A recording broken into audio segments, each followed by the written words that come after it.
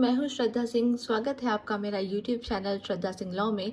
और आज मैं आप सबको ले चल रही हूँ अपने साथ हवा महल की सैर कराने। तो हवा महल घूमने का टाइम है सुबह 9 से शाम के 6:30 बजे तक का।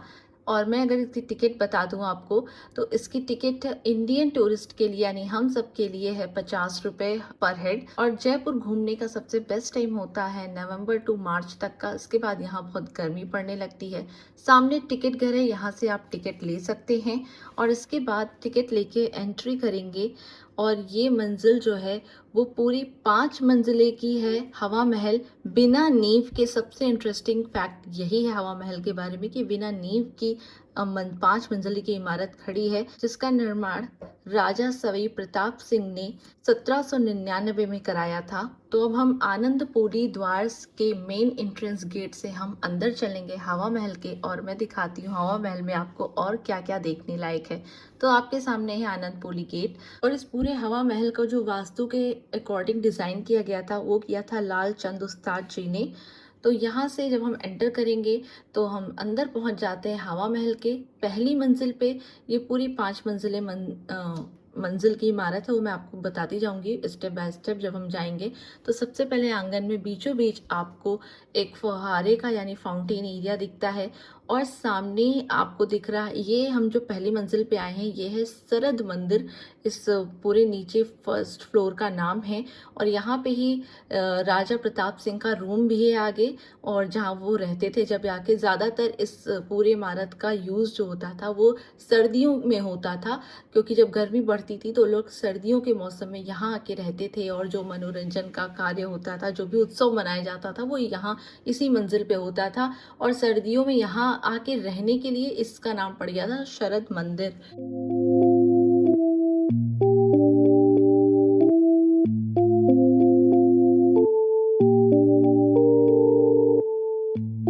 तो सामने कैंटीन है, आप जो देख रहे हैं वहाँ कैंटीन है। तो अगर आप खाना पीना चाहें तो वहाँ से खा सकते हैं।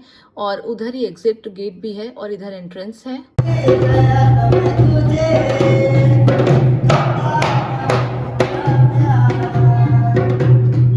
तो यहाँ से अब हम चलते हैं दूसरी मंजिल की तरफ। और दूसरी मंजिल यानी सेकंड फ्लोर का नाम है रतन मंदिर। यहाँ पे रानियाँ, स्पेशली हवा महल रानियों के लिए बनवाया गया था, क्योंकि पहले के ज़माने में पर्दा प्रथा बहुत था। तो जब कोई भी उत्सव मनाया जाना होता था तो रानियाँ यहाँ आती थीं और झरोखों से बाहर सड़कों पे जो उत्सव हो रहे होते वो पूरा देखती थी, उसका मनोरंजन करती थी अपना। और प्लस गर्मियों में भी यहाँ आती थी हवा खाने। तो ये बनवाया हवा महल पूरा स्पेशली रानियों के लिए गया था। एंड ये जो आपको सीढ़ियाँ दिख रही हैं, सीढ़ी भी नहीं है, स्लोप है। तो रानियाँ जब आती थी तो इतना हैवी ड्रेस और ज्वेलरी पहनती थी कि वो पालकी से आती थी, व्हील चेयर टाइप की पालकी जो उनकी दासियाँ लेकर आती थी। इसी वजह से ये सीढ़ियाँ स्लोप में बनाई गई हैं। अब हम आ गए हैं दूसरी मंजिल पे, जिसका नाम है रतन मंदिर। तो रानियाँ जब यहाँ उत्सव देखने आती थी, अपना मनोरंजन करती थी सिटी पैलेस से आके, और झरोखों से उसका पूरा आनंद लेती थी। उसके बाद राजा यहाँ पे ज्वेलरीज के आभूषणों की प्रदर्शनी लगवाते थे, जो रानियाँ अपना देख के चली जाती थी। और फिर जिस रानी को जो पसंद आया होता था वो सिटी पैलेस में भिजवा दिया जाता था उस रानी के पास। इसी वजह से इस मंजिल का नाम रतन मंदिर है। तो आप ये पूरा जो देख रहे हैं सामने, ये सब चीज़ें बाद में बनवाई गई हैं, धीरे धीरे रेनोवेट होती रहती हैं चीज़ें। और यहाँ से आपको दोनों आंगन, यानी जो आनंदपुरी गेट था वो गेट, और इधर जो मेन शरद मंदिर का एंट्रेंस है आंगन, वो पूरा दिखता है। यहाँ देखिए अंदर मैं चल के आपको दिखाती हूँ। तो यहाँ रंग बिरंगे, देखिए यहाँ पे पपेट शो हो रहा है, हर मंजिल पे यहाँ पपेट शो होता है। तो एंटरटेनमेंट की पूरी व्यवस्था इस ज़माने में भी है।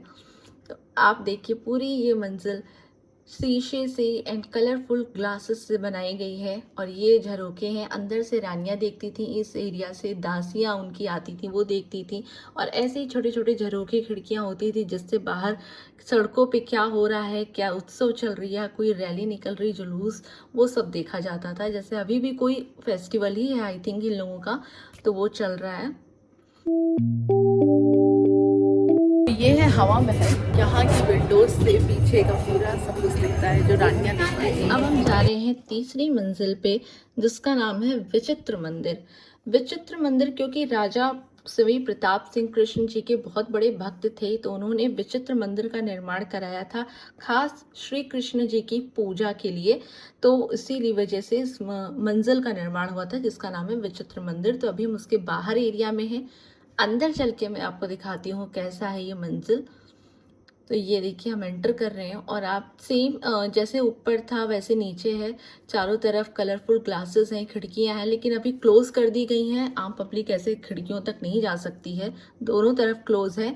तो जो खिड़कियां ओपन है बाहर बाहर की, अंदर की सारी खिड़कियों को क्लोज कर दिया गया है। तो ये विचित्र मंजिल है आपका 3rd फ्लोर, और यहाँ पे काफ़ी अच्छे आप फोटोज़ वगैरह ले सकते हैं। और इस पूरी इमारत का जो निर्माण है वो लाल कलर के बलुआ पत्थर से करवाया गया था।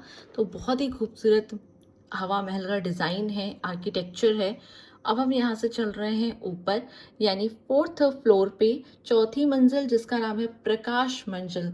और इस मंजिल का जो निर्माण करवाया गया था स्पेशली, कोई भी सूर्य या चंद्रमा से रिलेटेड जो भी फेस्टिवल्स होते थे वो यहाँ आके रानियाँ मनाती थीं, जैसे करवा चौथ, तीज, ये सब टाइप की जो फेस्टिवल्स होते थे, पूजा होती थी, वो रानियाँ यहाँ इस मंजिल पे आके करती थीं। इसकी वजह क्योंकि यहाँ पूरी प्रकाश को ऐसा डिज़ाइन किया गया है जिससे यहाँ से आपको सब कुछ अच्छे से क्लियरली नज़र आ सकता है। इसी वजह से इस मंजिल का नाम पड़ा था प्रकाश मंजिल, प्रकाश मंदिर। तो यहाँ देखिए आपको यहाँ से पूरा वो सामने जंतर मंतर नज़र आ रहा है, और आपको नीचे अंदर पूरी आंगन भी नज़र आ रही है। और जंतर मंतर सामने है। उसके बाद बगल में जो वो टावर दिख रहा है आपको, वो ईश्वर लेट टावर है, क्योंकि और सामने अरावली जो पहाड़ियाँ हैं वो भी आपको नज़र आ रही हैं।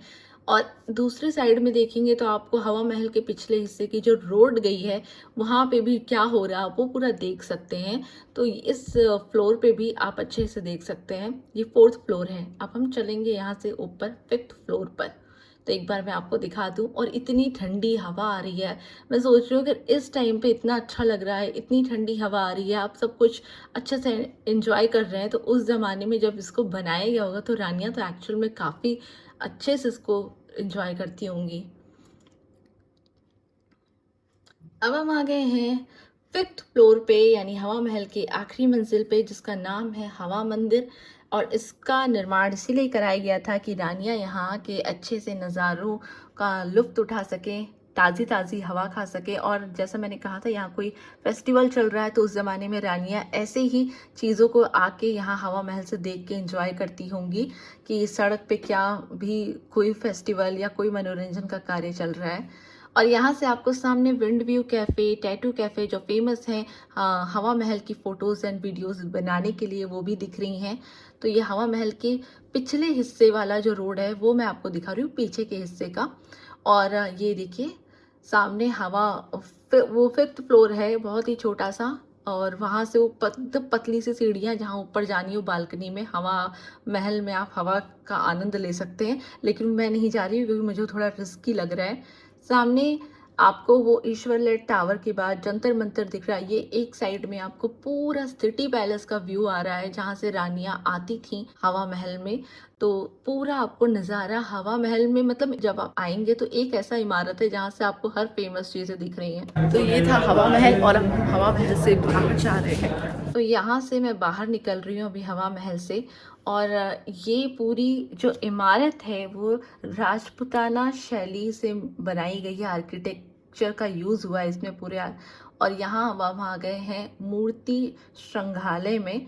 और यहाँ से मैं दिखाऊंगी आपको कुछ ऐसे पुरातत्व ज़माने में जो मूर्तियाँ निकाली गई थी बाहर से, खुदाई करके वो सारी चीज़ें, जैसे ये आमेर से ये निकाली गई थी।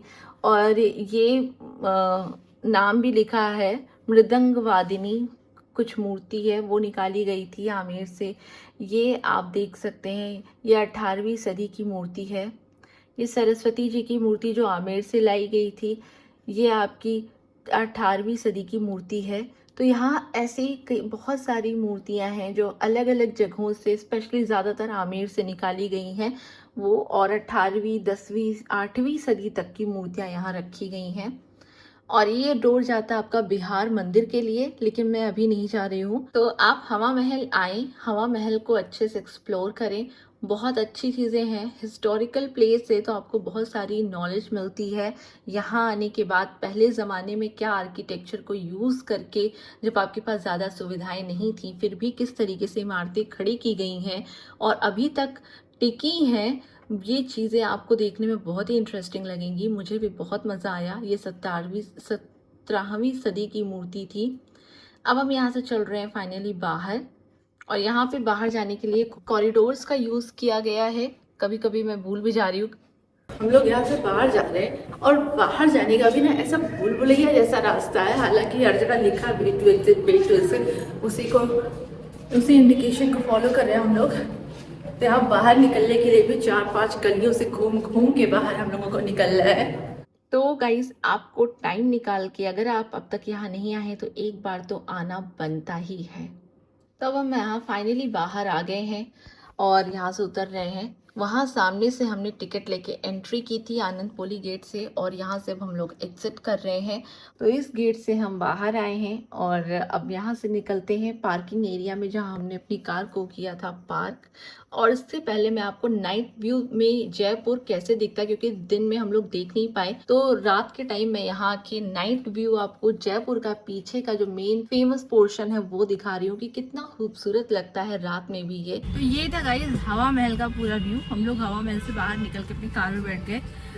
तो गाइस, अगर आपको पसंद आया हो ये हवा महल का ब्लॉग तो प्लीज़ वीडियो को लाइक करें, शेयर करें, चैनल को सब्सक्राइब कर लें। एंड हवा महल में बता दूँ कि अगर आपको बैक व्यू चाहिए जो फेमस है हमेशा से, जो हवा महल का लुक है, वो आपको पीछे से मिलेगा उसके नेक्स्ट रोड पे अपोजिट साइड। तो आप वहाँ जाके सिर्फ लुक, वीडियोस, फोटोज बना सकते हैं। हवा महल के अंदर एंटर नहीं कर सकते, और सामने ही फ्रंट गेट से आप एंटर करेंगे तो बहुत लंबा चक्कर काट के जाना पड़ता है। और इतनी ट्रैफिक है यहाँ पर, इतना रश है यहाँ पर कि ऑब्वियसली टूरिस्ट प्लेस है, प्लस ऑनलाइन रोड है, मतलब हर इतनी सारी शॉप्स है तो बहुत रश है यहाँ पे।